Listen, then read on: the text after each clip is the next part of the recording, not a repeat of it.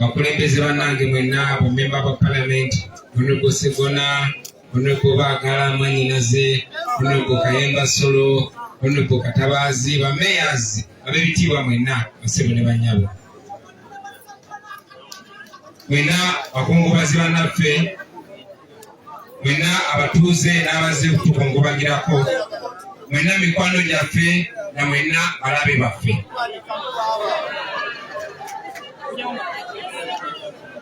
Abamu beekanze bengambye balabe baffe naye tetusobola kuŋŋaana bwetuti bangi nga tetulina mu balabe. Ate akaseera k'okuziika Omungereza kayita moment of truth. Njagala nnyo okubeera ow'amazima mu biseera ebyetagisa amazima.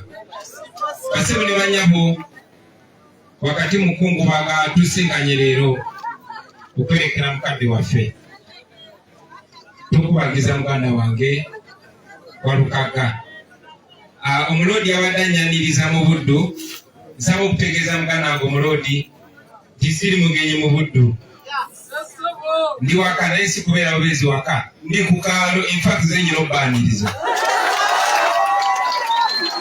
Nze nakulira awo Matanga ewa jjajjange Ajati Aida Tosimbonaanya, mwala wa Haji Musa Galyenkanawa. Era okusooka okulinnya mu kibiina awo Butende. Amazzi twagakimanga awo mu Kikoma. Bakojjange bali awo Kamutuuza. So ndi mwana wa kuno.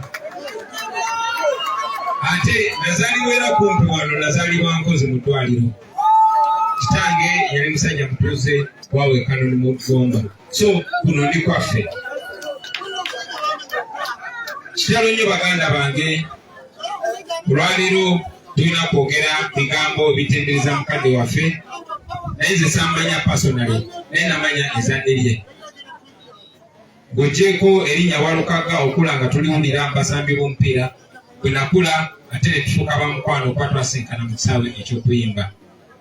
Naye ate Walukagga yali wa nkizo basebo ne bannyamo, mwemba na Buddu abasabe mwekubireko mu ngalo, si kuwangula kitiibu kikopo kyokka. Naye Buddu ebadde nga ya nkizo. Yakudda mu kisaawe kyaffe eky'okuyimba. Eno Buddu yatuwanga abasajja ab'enkizo. Eno Buddu gye wava omugenzi Amani Basudde Ssemakula. Era mwena bayimbi bannange, abawandiisi, bazanyi bakatemba, mumanyi enjawulo Basudde gye yalina. Kyanaku nti generation eyo bwe yagenda tukyalwana okujjuza engatto zaabwe. Uganda naddala wano mu Buganda batuwadde nga bayimbi ab'enjawulo. Njogera bwentyo kuba tulina bayimbi bannaffe wano. Mpulidde essanyu bwe nnengedde mutabani w'omugenzi Christopher Sebadduka. Twalina abasajja nga Christopher Sebadduka baalinga abasomesa nga tekikwetagisa genda mu ssomero, kikwetagisa bwetagisa kubanga bakutumye ku dduuka n'owuliza akayimba ka Sebadduka ojja kulayo okudde waka. Bwekyo bwe kyali ne ku Basudde. Bino byali byamagero bye tulina mu ggwanga lyaffe. Mwandibadde temutumanyi, mwandibadde temumanyi singa teyali music. Naye tuze okwagamba bye twagamba, tuddamu bidde naye tubiyimbyeko ebbanga. Walukagga tazze kate mumutegedde nti mulembe mukulembeze bwesimbye okumwa meya. Muze mumuwuliriza. Ekyenako ennyo nti abayimbi ab'ekikula ekyo bazze baggwerera kiki ekyatutuukako baganda bange.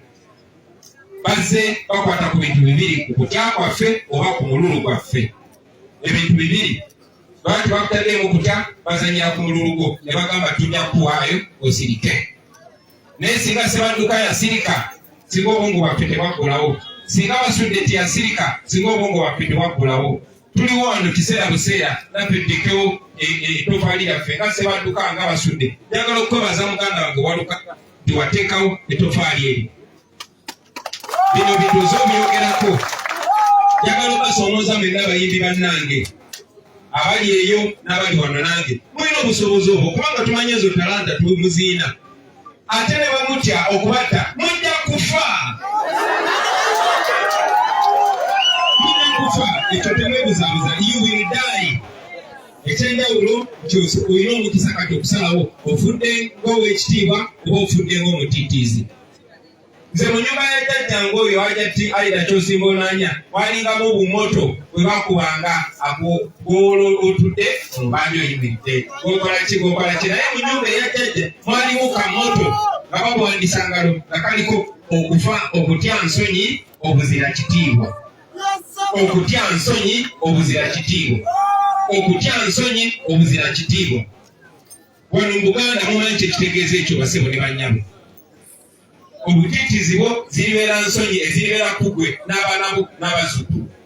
Ate obuzira tekyetaaga kyamaanyi nnyo. Nelson Mandela yatugamba nti to being brave is not the absence of fear but the ability to rise above that fear. Okubeera omugumu oba omuzira tekitegeeza nti tolina kutya. Ne kitegeeza nti osobodde